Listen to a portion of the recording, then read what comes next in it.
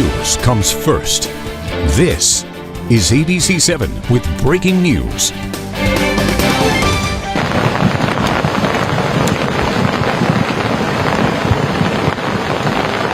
We're at the ABC 7 with alert with breaking news. A flash flooding has now turned deadly. This is a video from Ruidoso, New Mexico, taken yesterday. You can see that water rising quickly in this video. Search and rescue operations are still underway this afternoon. And we begin right here at the ABC 7 Alert Center following breaking news. And the village of Ruidoso says at least 3 people, 2 of them children, are confirmed dead in the flash floods that have tore through the area. The village is about 2.5-hour drive northeast of El Paso. Officials identified the victims as a 40 to 50-year-old man, a 4-year-old girl, and a 7-year-old boy.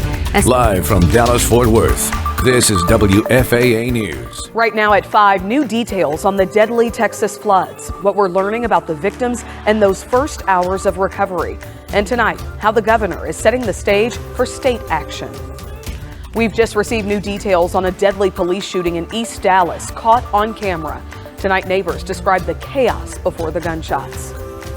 Rain is coming down across parts of North Texas again. Yesterday, heavy downpours caused major trouble on roads like I-30 and 635 with ponding and backups. And at DFW International, dozens of flights were delayed or canceled.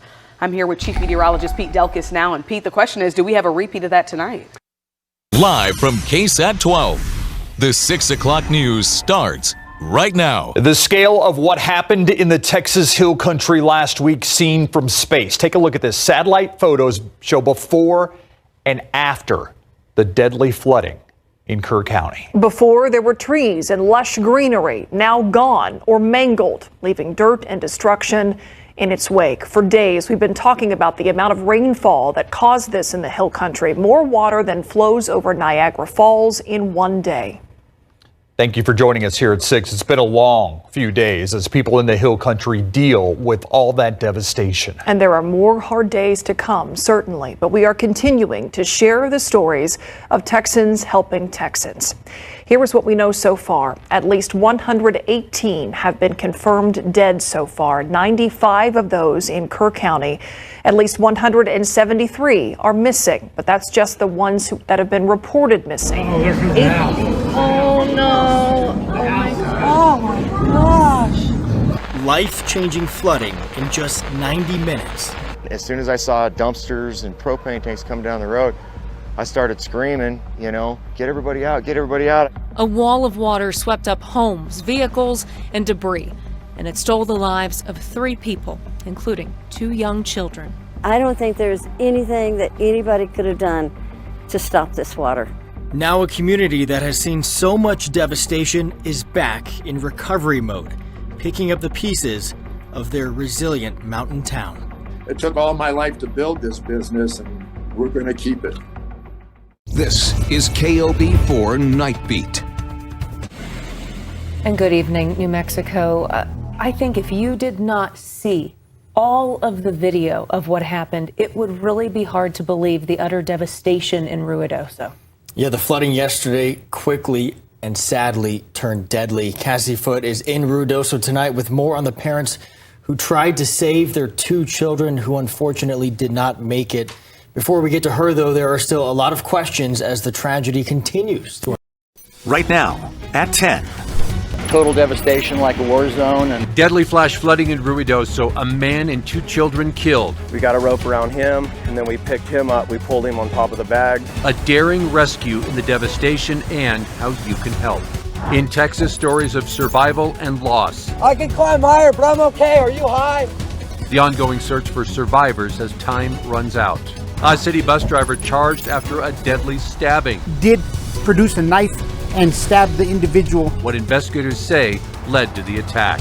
And a New Mexico deputy killed in an on-duty crash. How he is being honored tonight. KOAT Action 7 News at 10 starts right now.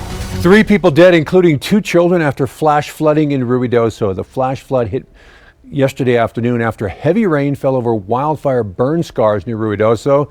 The flooding deadly. The victims, a man, 7-year-old boy, and 4-year-old girl. It's also believed 35 to 50 homes have been damaged or destroyed. And Elia Chavez joins us live in Ruidoso, where it's been more than 24 hours since the deadly flooding started.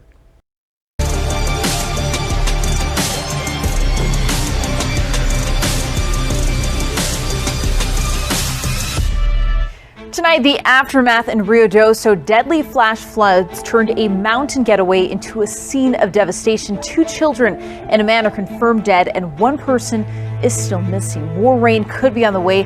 Evan Regan is in Ruidoso tonight with a look at the damage and how folks are trying to pick up the pieces. And a quick trip to the mountains turned into a terrifying escape for an El Paso nonprofit caught in Ruidoso's deadly flash floods. Julia Spencer shows us how the floor they stayed on may have saved their lives. That's Off the Top.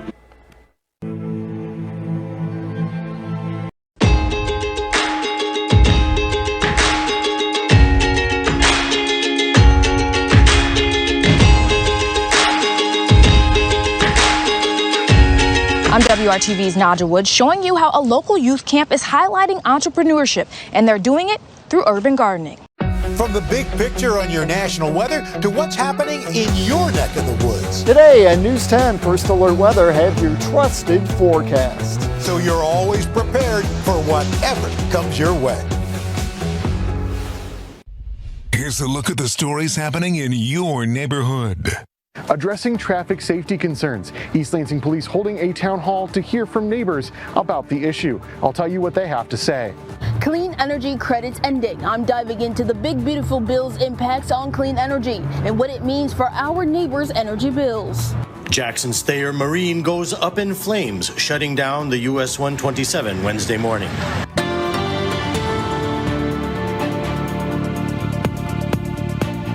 Neighbors, good evening. Welcome to Fox 47 News in your neighborhood. I'm your senior reporter, Danny Valle. My eyes are on the road right now because we are driving through the streets of East Lansing where neighbors' concerns are growing over traffic safety, and those growing concerns are leading us right here. The East Lansing Public Library, where neighborhood reporter Colin Jankowski joins us now with more on those concerns from neighbors. Hey, Colin, thanks for joining us. What did you learn? When it comes to weather, only one team in the Bay Area can be certified most accurate. And we did it 9 years in a row. Who's keeping track? It's called Weather Rate. When analysts compared all forecasts to what actually happened, we got it right more than anyone. Certified most accurate in the Bay Area 9 years in a row. Who else can say that? No one. Anywhere, anytime, right on your phone. NBC Bay Area's microclimate weather team, moving the Bay Area forward. The family of Quadri Sanders are asking for the public support in fighting the decision to reinstate 2 Lawton police officers responsible for Sanders' death. Coming up on 7 News at 4, we'll tell you what the family said. First Alert Weather Day is in place today because all hazards are coming together. We're looking at large hail, damaging winds, and yes, even a few tornadoes possible as we head until 10 o'clock tonight. All of the hazards and what you need to know coming up today at 4.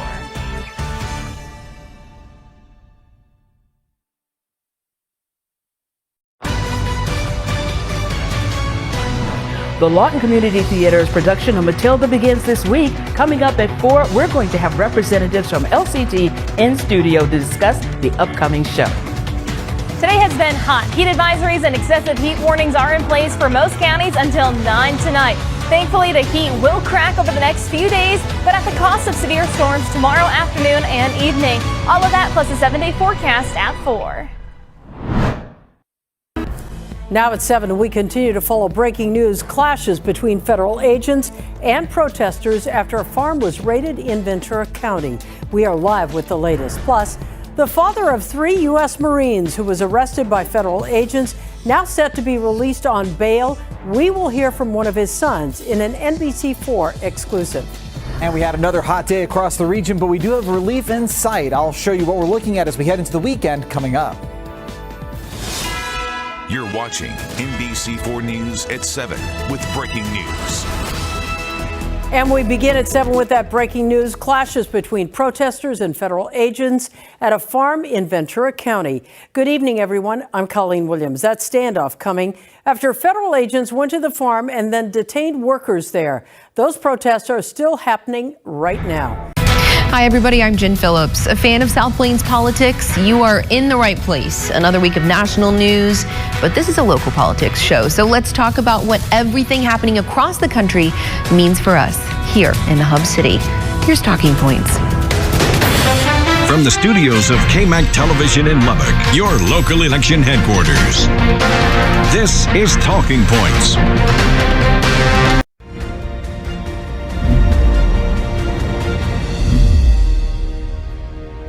I'm Ashley Michaels, and this is Colorado Point of View. As always, it is a busy week in the world of politics, and here's what we're talking about this week. CBS 47 Eyewitness News begins with breaking news. It appears as though the folks at the event center knew the suspect and the victim, but it does not appear as though they have any idea what started the conflict or what eventually led to the shooting.